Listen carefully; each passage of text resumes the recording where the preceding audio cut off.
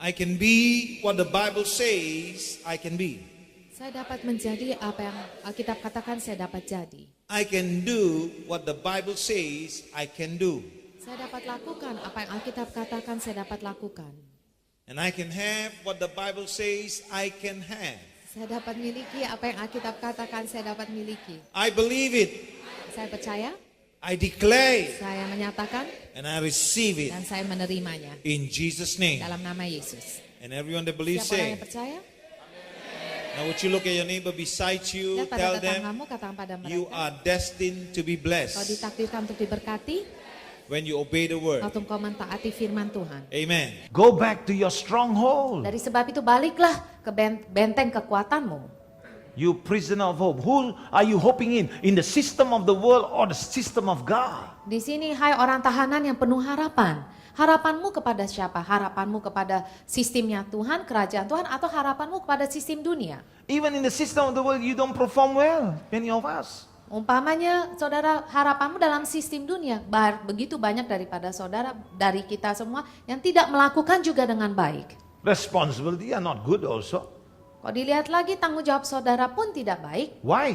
Kenapa? Because the word is not established. Kenapa? Karena yaitu dunia itu nggak ada fondasi, nggak berdiri teguh, nggak selamanya juga teguh. But in order for us to be established, in order for us to be solid, we got to return to the stronghold of God, prisoner of hope. Our hope is in God.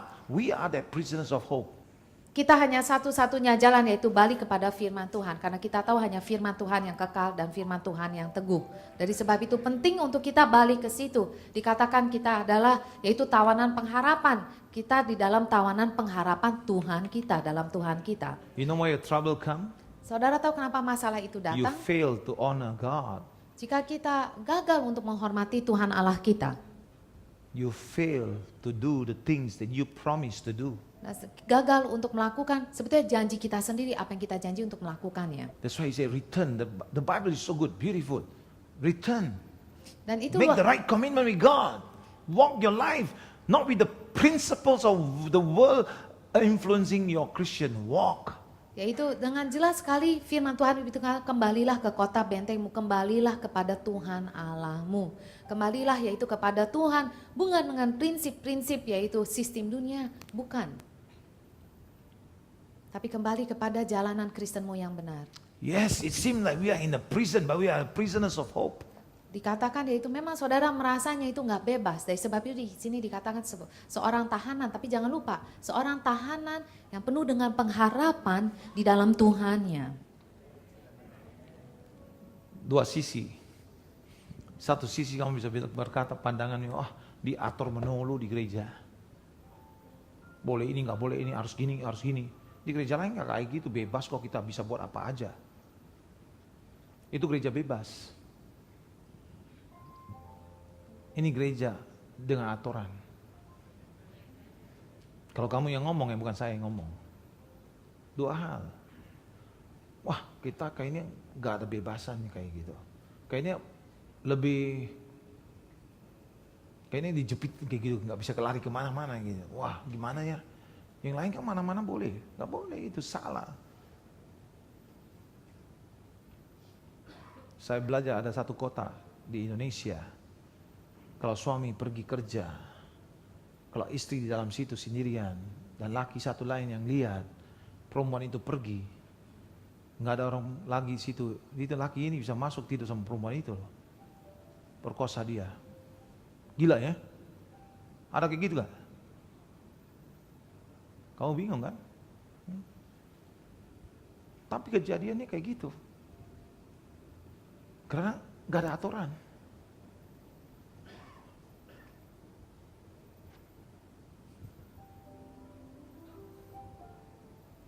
So kamu juga seperti gitu, gak ada aturan gitu. Kita itu anak Tuhan. Aturan kita adalah firman Tuhan. Kalau segala aturan yang diberikan tidak sesuai dengan firman, jangan ikut. Tapi kalau itu sesuai dengan firman, dan untungan adalah untuk saudara, kenapa saudara tidak mau ikut? Karena saudara cinta dunia itu lebih banyak. Karena saudara rasa Tidak apa-apa dong, masih ada waktu. Mendadak mati kau. Karena Alkitab berkata, sudden terror will come. Tiba-tiba malapetaka itu datang. Then who's at fault? Dan kalau kejadian itu siapakah yang bersalah? Saya bisa jamin banyak orang akan salahin Tuhan. Tuhan, kenapa terjadi kayak gini?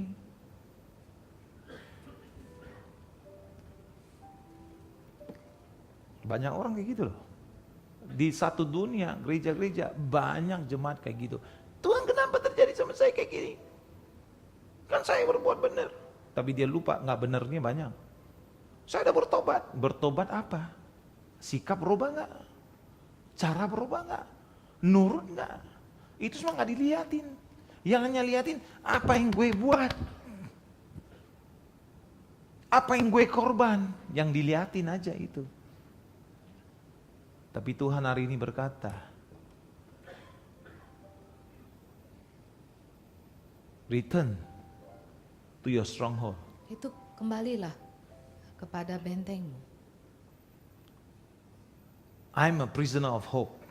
Dan saya adalah seorang tahanan yang penuh harapan. Can you imagine? There are better places that I am offered. Yaitu, But yet I choose to return to the stronghold where God wants me to be. yaitu saya ditawari ke tempat yang jauh lebih baik, tetapi saya kembali lagi yaitu kepada ke kota benteng, yaitu di dalam ini semuanya di mana Tuhan menginginkan saya untuk berada di tempat itu. Because Karena in my eyes it looks better, but it may not be better. yaitu di mata saya bisa aja kelihatannya itu jauh lebih bagus, tapi pada kesudahannya dalam jangka panjang itu bisa aja tidaklah lebih baik.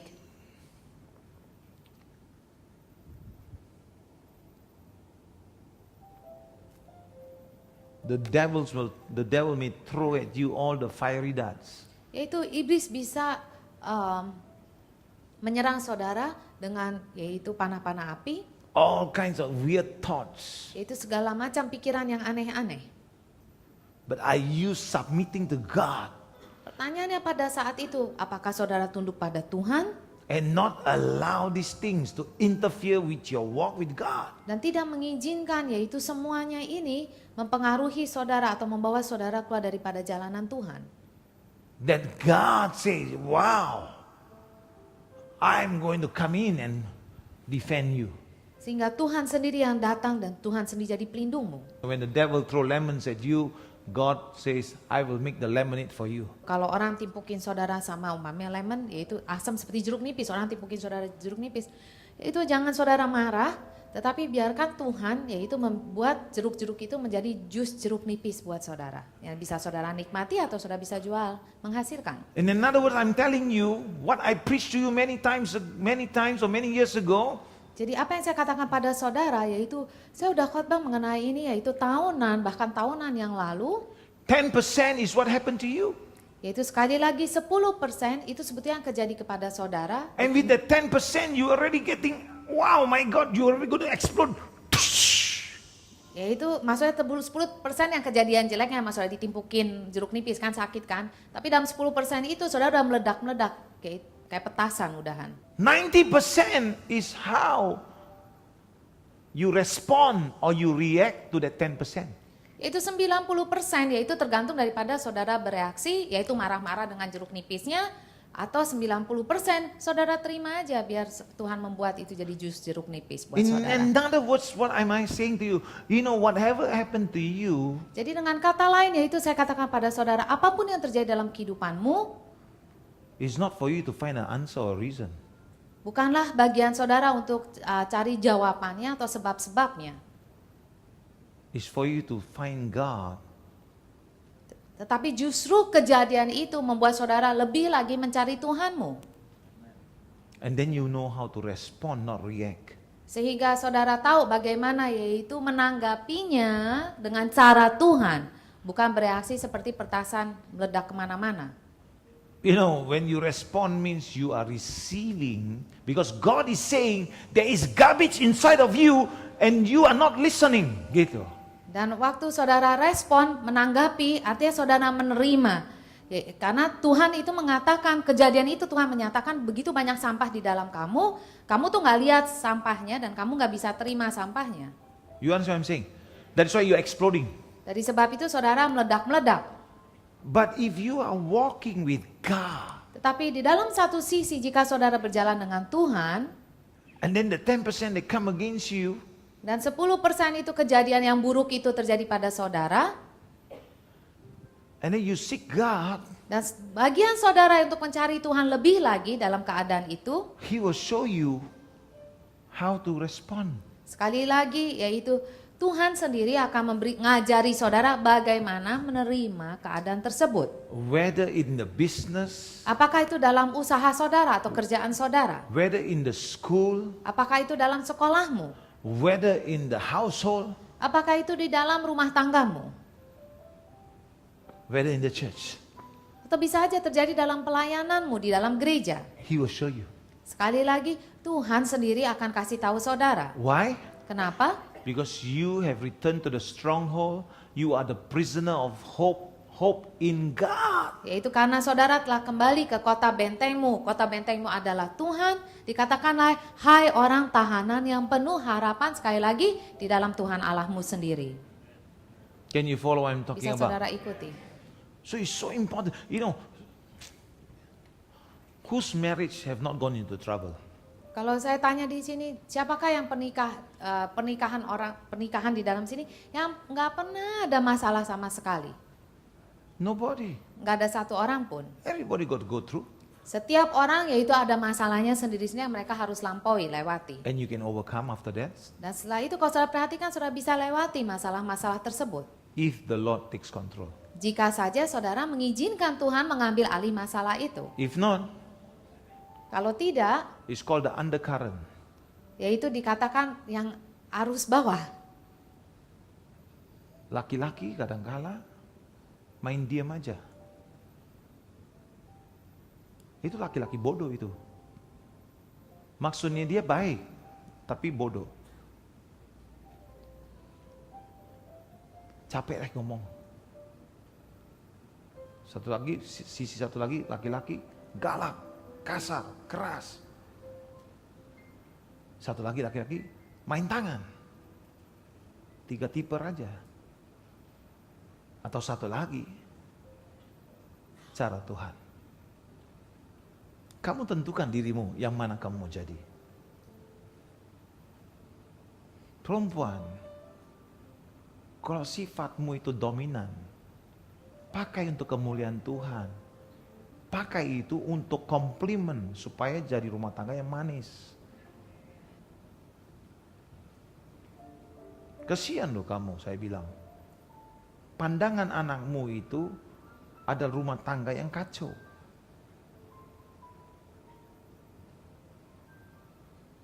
Kamu ke gereja tapi kamu kayak gitu. Kamu ngajar satu tapi kamu kayak gitu. Kamu pandangan anak jadi kacau. Yang kamu mulai jadi ajar kayak gini. Itu gereja, kita atur ikut di gereja ya, aturan gereja. Rumah saya udah selesai. Ya udah. Artinya kamu gak kembali ke tawanannya Tuhan. Rumah tangga kayak gitu gak bakalan berhasil. Mana ada damai rumah tangga itu? Gak bakalan. Karena itu rumah tangga tidak tunduk kepada Tuhan. Rumah tangga itu tidak izinkan Tuhan menjadi kepala rumah tangga. Biar kepala juga harus kasih Tuhan menjadi kepala rumah tangga. Baru rumah tangga itu bisa diberkati. Jangan kasih lihat pandangan dunia. Oh semuanya manis. Itu kemunafikan loh. So kita harus beresin. Supaya rumah tangga kami menjadi terang. That we call ourselves the prisoners of hope. Amin. Dan memanggil diri kita sebagai tawanan pengharapan. So we can have like what God says. I declare that I will restore today. Ya, today I declare that I will restore double to you. Di sini juga Tuhan mengatakan pada hari ini juga aku memberitahukan, aku akan memberikan ganti kepadamu 2 kali lipat. So it means the condition, whether it's in the house, in the children, in the family, in the work, in the business, in the church, all can be done by God double better. Yaitu apakah itu masalah dalam keluarga, dalam usaha, dalam kantor, dalam anak-anak, masalah suami istri, sekolah dan lain-lainnya. Tuhan itu sanggup memulihkan saudara 2 kali lipat. After all, the Bible says that God works all things together for the good. For your good. Amen. Tuhan bekerja bersamaan, yaitu sekali lagi untuk kebaikan bagi mereka yang percaya pada Dia. God wants for you the best. Artinya yaitu Tuhan mau yang terbaik bagi saudara. Tapi kalau saudara tidak mau beresin dirimu, don't expect the best. Amen. Roma 8:28. Perlu kita sadari, memisahkan dong, bedain. Kalau enggak, siapa di rumah tanggamu bisa lihat kamu itu orang Kristen yang benar? Bagaimana kita lihat bedanya? Mamamu tahu jeleknya-mu. Papamu tahu jeleknya kamu. Kakak adik tahu jeleknya kita. Nggak usah kita bela-bela diri. Semua orang tahu kayak gitu. Sekarang bagaimana kamu mau kasih lihat Kristus hidup? Kecuali kita berubah dong. Memang paling susah itu rumah tangga untuk lihat kita rubah. Paling susah. Temen lebih kelihatan lebih cepat. Wah lu rubah, mantap lu. Tapi rumah tangga bilang, jangan licik, saya tahu lu punya belakang gitu. Itu rumah tangga. Dia lebih tahu. Sebab itu orang gak suka sama sini gereja sini. Kenapa? Bapak tahu juga kan? Tahu nggak firman berkata kayak gini, Bapak ya, yang cintai Yesus ya, kasih dia buat dunia ini kan, supaya bisa selamatin kan, betul? Tapi waktu dosa ditaruh di atas kayu salib itu, ada satu saat di mana Yesus berkata apa? Bapak, apa? Jangan tinggalin aku. Kenapa dia rasa gitu? Pada saat itu seluruh dosa dunia itu naik ke dia. Bapa itu tidak bisa lihat dosa.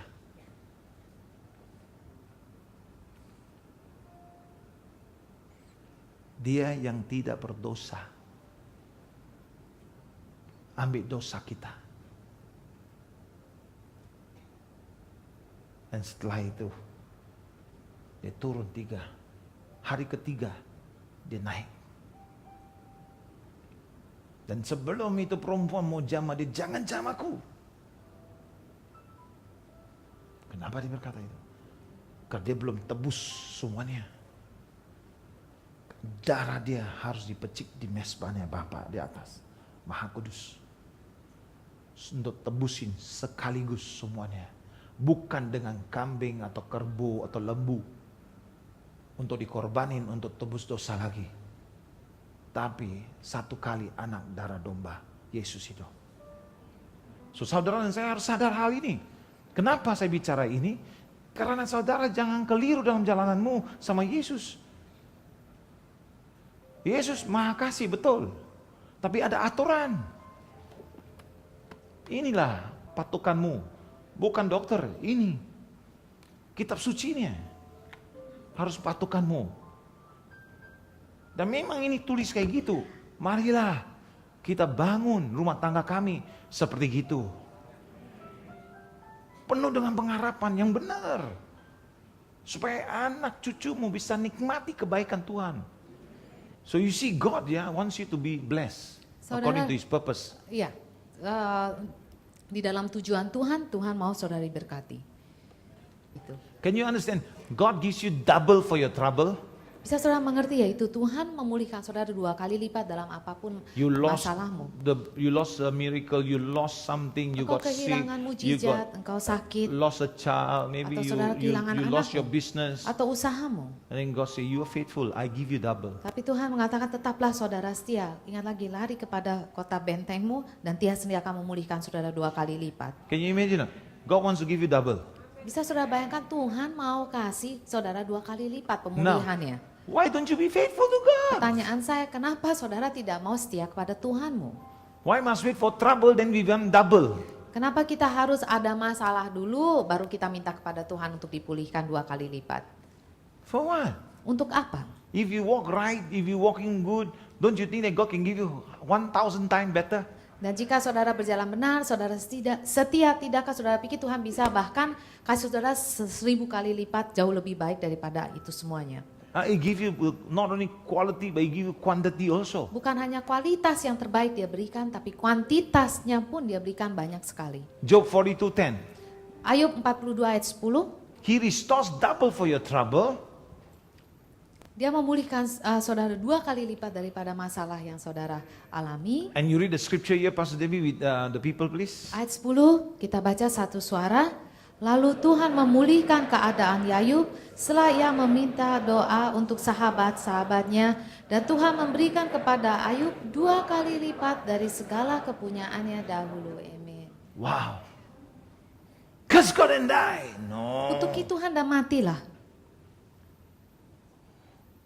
What do you understand by curse God? Apa yang dimaksud dengan kutuki Tuhan? Can I say to you, murmur, Bisa saya katakan kalau saudara mengeluh, is like cursing God also? adalah sama seperti saudara mengutuki Tuhan.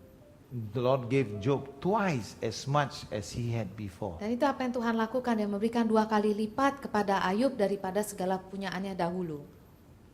You know, God wants to give you. Intinya Tuhan mau memberi kepada saudara, But when something happens, tapi waktu suatu terjadi, when trouble comes, waktu masalah itu terjadi, it could be from the devil. bisa aja memang benar itu dari si iblis, Don't give up. tapi bagian saudara jangan saudara putus asa. Don't quit. Jangan saudara berhenti sampai situ saja. Don't say it's hopeless. Jangan saudara mengatakan, aduh benar-benar gak ada pengharapan kehidupan ini. Don't worry. Jangan saudara khawatir. Don't get angry. Jangan juga saudara marah. Just worship God.